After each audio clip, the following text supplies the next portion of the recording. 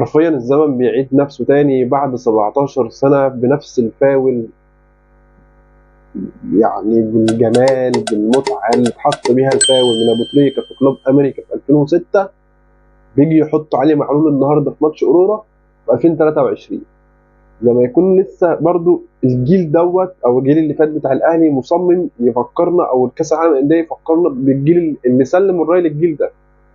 حرفيا البطولة دي أو الميدالية البرونزية دي هي عشان خاطر كولر، لان فعلا كان يستحق يوصل النهائي، وكان يستحق ان هو يحقق انجاز كبير مع النادي. لانه لو من وجهه نظري ان الراجل ده تعب كتير جدا وحضر للبطوله دي بشكل كبير وبشكل كويس جدا. ولولا الثلاثه اللي قدام الله لا يسامحهم كان المفروض ان احنا نوصل نهائي ونلعب نهائي. لان الماتش هو يعني فلومينينسي دي مش هتعمل يعني مش حاجه. انا من وجهه نظري انها مش حاجه تخلينا ان احنا ما نوصلش نهائي، او توصل هي نهائي على قفانا احنا بصراحه. ايه اللي فلومينسي حلو او ايه اللي في فلومينسي قوي يخليها توصل هي نهائي وتلعب قدام السيتي؟ مفيش. لعيبه قد عواجيز، عندهم ثلاث اربع لعيبه هم بس اللي عليهم الحمل واللي عليهم الجهد كله في الملعب، اما غير كده مفيش. نفس اللعيبه او في كور برضه النهارده ضاعت بشكل كبير، الهجمات المرتده اللي احنا مش عارفين نخلصها هي. بس القصه ان انت زي ما بقول ان المكسب والفرحه بتنسي حاجات كتير جدا. تمام، فخلينا مقتنعين بالكلام ده. طول ما انت كسبان وطول ما انت فرحان، طول ما انت هتتلاشى كل حاجه قدامك ومش هتفكر في حاجه، ان انت بتبقى عايز تبسط نفسك وتبسط والجماهير تفرح وتزق.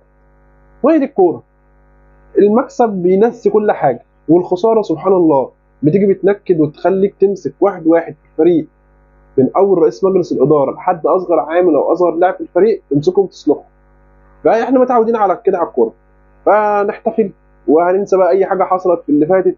مع ان انا من وجهه نظري ان احنا كان النهائي كان في ايدينا، بس احنا للاسف ثلاث لعيبه اللي في الخط الامامي او ثلاث لعيبه اللي في الهجوم هم اللي ضيعوا علينا حلم زي ده.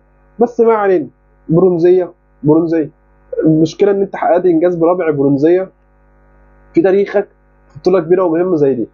اه اي نعم، هتخلص بقى وهتخش بطوله جديده بمسميات جديده وبلائحه جديده وبعدد فرق كتيره جدا، الله تعالى اعلم هنعرف نحقق مركز كويس فيها ولا لا. بس انا اتمنى، لان هي دي بقى الاختبار الحقيقي للفرق. المهم، من وجهه نظري ان واحد زي ياسر ابراهيم قدم بطوله في منتهى الجمال.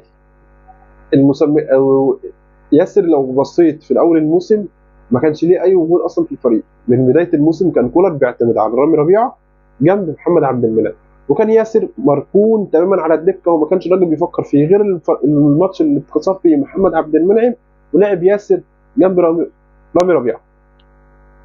ويرجع ياسر يبدا لنا البطوله دي العظيمه اللي لعبها في منتهى الجمال حرفيا.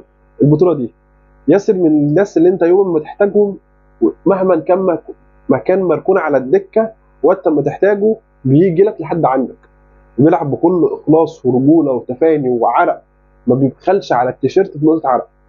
فحرفيا البطوله دي في لاعبين، في اثنين لعيبه او ثلاث لعيبه البطوله دي توقفهم على رجليهم وتخليهم يقدموا اكتر من كده. لو جينا في المنتخب او لو جه في فيتوريا اختار حجازي وعبد المنعم، الثالث بتاعهم يبقى ياسر ابراهيم، وهو مغمض، دي ما فيهاش كلام. لا علي جبر ولا الونش ولا مين، مع احترامنا للناس كلها، بس فعلا ياسر ابراهيم فنان عالمي، عالمي في بطوله زي دي. يلعب على بنزيما ويلعب على الاسامي الثقيله اللي لعب عليها، والراجل ما تهزش ولا عمل اي حاجه. البطوله دي كمان جابت لنا واحد او طلعت لنا واحد زي كوكا. كل الناس كانت مقتنعه تماما ان ديانج هو اللي هيلعب البطوله دي كلها، على المعطيات اللي قبل البطوله من جدي كولر، ان هو على طول كان معتمد على ديانج جنب مروان عطيه وجنب امام عاشور. بس كوكا بصراحه برضه هو كمان لولا ماتش فلومينينسي اللي لعب اكرم توفيق واللي اجاده بشكل كبير جدا، واللي قفل على الزاويه الشمال او على الجنب الشمال بتاع مارسيلو وكينو ومحمد هاني، فكوكا هو كمان البطوله دي مكسب ليه حرفيا. فكوكا البطوله دي ظهرته بشكل كويس، ده يعني اصغر لاعب يتحط اسمه او على مدار تاريخ المنتخب يتحط اسمه في قائمه المنتخب. الراجل قبل كده اصلا فيتوريا لما امام عاشور كان متصاب ضم كوكا. لا، فكوكا لعيب كبير، لعيب كبير، والبطوله دي اثبتت لنا فعلا ان احنا عندنا لاعب كبير، مش لازم ديانج اللي نعتمد عليه في كل ماتش، وديانج بالكوارث اللي كان بيعملها او عايز تلعب حد جنب مروان عطيه فتحط كوكا. شكل الموضوع محمد هاني لعب بطوله برده كبيره جدا، ان يخلينا بقى ننسى شويه الاسلوب الدفاعي اللي بيلعب بيه، وان هو بيقلق ان هو يطلع لقدام ويزيد ويعمل ويشوط والكلام ده كله. وبرده ده من ضمن المكاسب اللي حصلت. اكتر واحد حرفيا في الاخر انا فرحان له ان هو فعلا اللي هو يستحق دي اقل تقديرا ليه، والله العظيم ثلاثه اقل تقديرا لكولر، وكان يستحق افضل من كده بكتير. يعني في البطوله دي بالذات كولر كان يستحق مش ذهب بس، مش على الاقل فضه، على الاقل مركز تاني. لان الراجل كان نازل محسس يعني.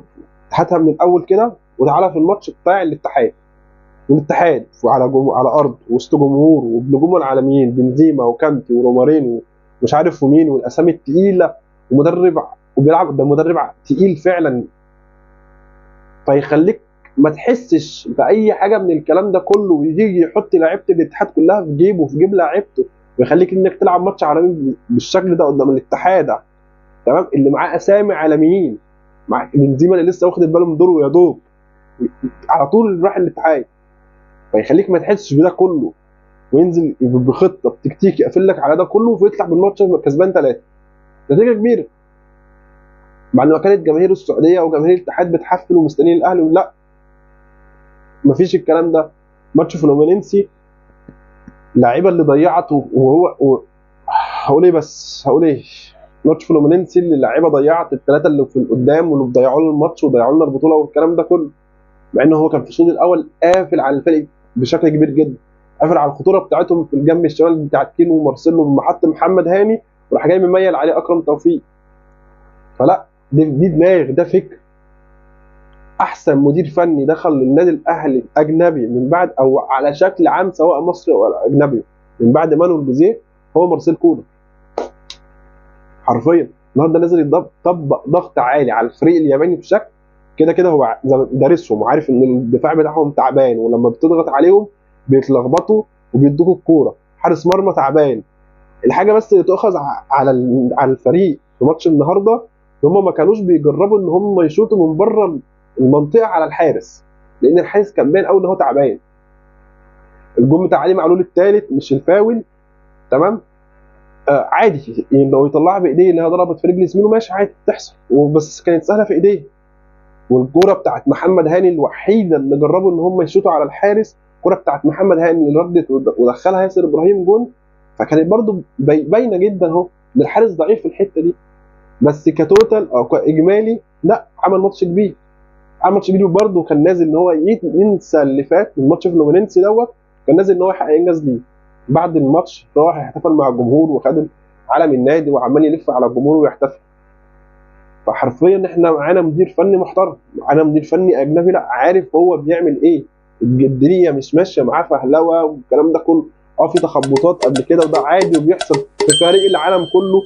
والسيتي ذات نفسه كان بياكل فرق الدوري الانجليزي بقاله 3 4 سنين، بقى هو من بدايه الموسم ده تمام، وصل السيتي وصل مركز رابع عادي. يعني في دروبات بتحصل في الفريق والفريق بيكمل،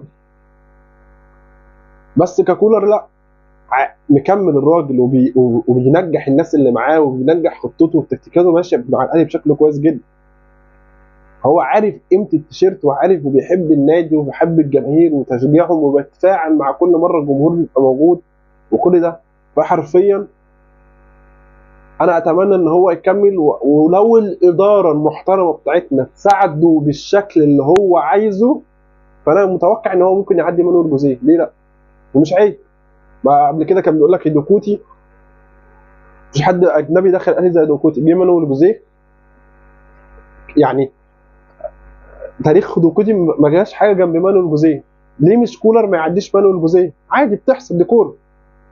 الارقام اتعملت في الكوره والبطولات اتعملت في الكوره عشان ناس جديده تيجي تكسر الارقام والبطولات اللي حققها اللي قبلين، يعني فاهمني؟ يعني مانويل جوزيه تمام كسر ارقام هيدوكوتي، فيجي كولر يكسر ارقام مانويل جوزيه وبطولات مانويل جوزيه ويعديها، عادي بتحصل. بس الفكره كلها ان انت واحد زي ده بفكره تبقى محتاج ان انت تساعده، الاداره بتلبي له طلباته، ما تتدخلش في قراراته. عايز مهاجم معين تروح تجيب له مهاجم معين، تعرض عليه اسمه 3 و4 و5 وهو اللي يختار، انت ما تجبروش. ما يقولكش انا عايز سيرين وتروح تجيب له مكسيكوني، تمام، ما يروحش يقول له ما تروحش عايز موليكا تروح تجيب له والتر بوليا ده ولا بتاع جونه دوت. هي دي الفكره، هو ده اللي بينجح الراجل. فانا اتمنى ان الناس او في الاداره يعني تشيل الغمامه اللي على عينيها دي بقى، وتفكر ازاي انها تنجح الراجل وتكمل مسيرته قدام. برونزيه احسن من ما فيش، وهي رابع مره في تاريخنا، وده انجاز النادي الاهلي بيحققه، وبيكمل انجازات اللي مع النادي. في ماتش السوبر المصري الاسبوع الجاي هيلعب قدام سيراميكا كليوباترا، اعتقد يوم الاثنين او الثلاث تقريبا. دي بطوله جديده النادي بيخش عليها، زي ما قال امام بيه عاشور، اللي بالمناسبه اللي كانوا بيقولوا له ان هو وش الغم وفقر وادم وفقر علينا. فدي الميداليه اللي خدها معانا في البطوله دي، والاجواء اللي هو شافها في البطوله دي، فده احسن رد من امام عاشور على اي حد شكك فيه بصراحه. وصلنا للنهايه، وباذن الله مش هتبقى اخر نهايه، ان شاء الله تشوفوني الفيديوهات الجايه وحضراتكم بالف خير. لو انت مش مشترك في القناه فانزل اشترك دلوقتي حالا، ما تنساش تضغط اللايك. مش اي حاجه تانيه تتقال غير سلام.